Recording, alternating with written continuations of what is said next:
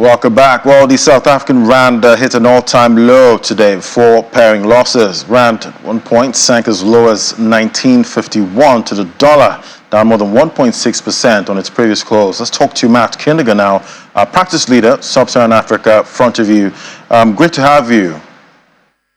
Hi, can you hear me? I can hear you now. Great to have you, Matt. So it's a new low for the rand. What's driving this? Yeah, so the rand is really being driven by a number of factors. Unfortunately, the rand is being battered by both domestic factors and global factors. So there are obviously concerns around the global economy. The South African rand is a bit of a bellwether for what's happening globally. When emerging markets sneeze, the rand catches a cold and tends to exhibit quite significant volatility as a result. But really, the new record lows are fundamentally being driven by domestic factors, domestic political and economic factors. First and foremost, the increasingly clear evidence that South Africa's military and economic relationship with Russia is deepening, and this is causing investors to become quite anxious about future risk of sanctions, for example, on the country, but also associated weakening sentiment towards South Africa. So that's certainly one of the major drivers. The other is domestic domestic power shortages. Load shedding, as it's known in South Africa, is getting a lot worse. We have seen extended periods of power shortages in the country, and this is really undermining the country's industrial base. So certainly prospects of much weaker economic growth are filtering through into investor anxieties and driving down the rand. And talking about investor anxiety going forward, what's the outlook for the rand? Yeah, so our view is, because of the reasons we just mentioned, we expect power shortages to get a bit worse over the next few months, especially into the winter in South Africa.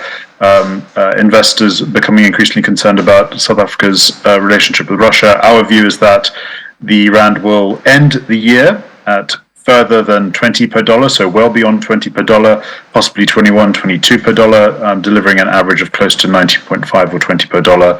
But we would say that there will be periods of significant volatility, so there will be obviously depreciation, but there will be periods of considerable appreciation as well over the short term, driven by the South African Reserve Bank's decision to raise interest rates. In our view, the SARB will raise interest rates to stabilize the value of the rand.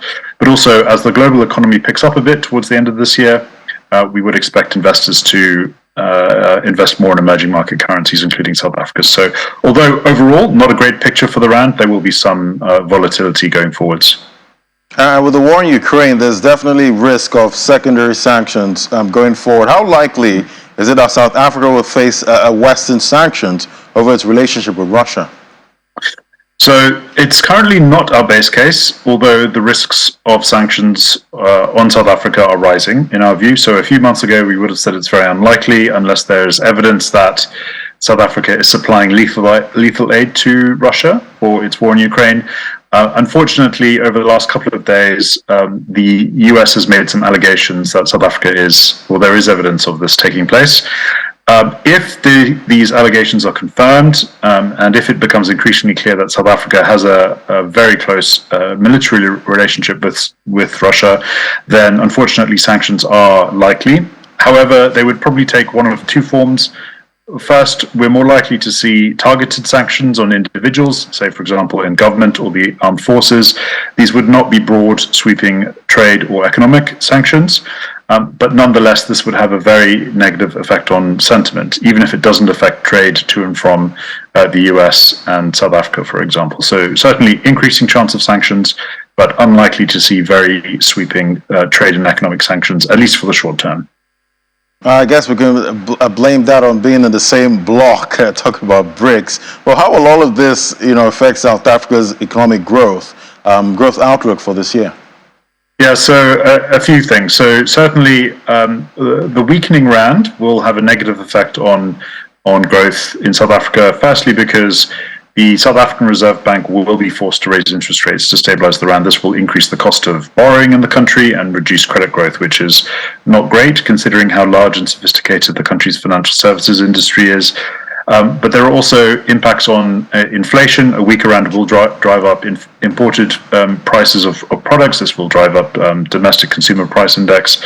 but also the concerns around the country's trading relationship with Russia, military relationship with Russia, will have a very negative effect on sentiment. And if we do see even targeted targeted political sanctions on individuals in South Africa, we will see quite considerable divestment from the country, in our view. Additionally, it's always worth remembering that power shortages in South Africa are getting really quite bad.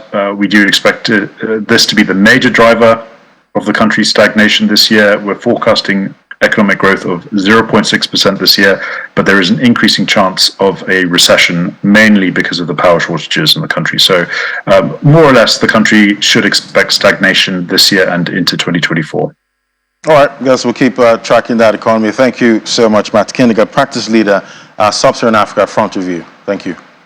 Thanks for your time today.